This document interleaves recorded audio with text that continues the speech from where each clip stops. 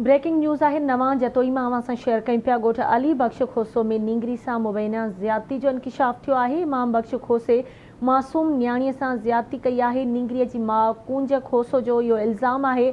थाणे ते शिकायत करण जे बावजूद बि पुलिस जवाबदार ख़िलाफ़ का बि कार्रवाई नाहे कई। नींगरीअ जी माउ जो इहो चवणु आहे त जवाबदार धमकियूं ॾेई रहिया आहिनि, को बि मदद करण लाइ तयारु नाहे। मुतासिर नींगरीअ जी अमर जो इहो चवणु आहे त एसएसपी नौशर फिरोज़ खे अपील आहे त नोटिस वठी जवाबदार खे गिरफ़्तार करे इंसाफ़ कयो वञे।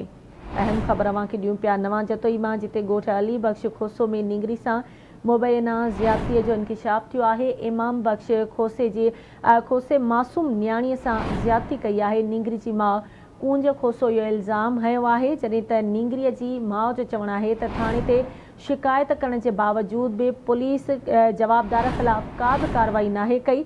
जवाबदार धुर धमकियूं ॾेई रही आहे, को बि मदद करण लाइ तयारु नाहे। मुतासिर नींगरी जी अमर जो चवणु आहे त एसएसपी नौशर फिरोज़ खे अपील आहे त नोटिस वठी जवाबदार खे गिरफ़्तार करे इंसाफ़ फराहम कयो वञे।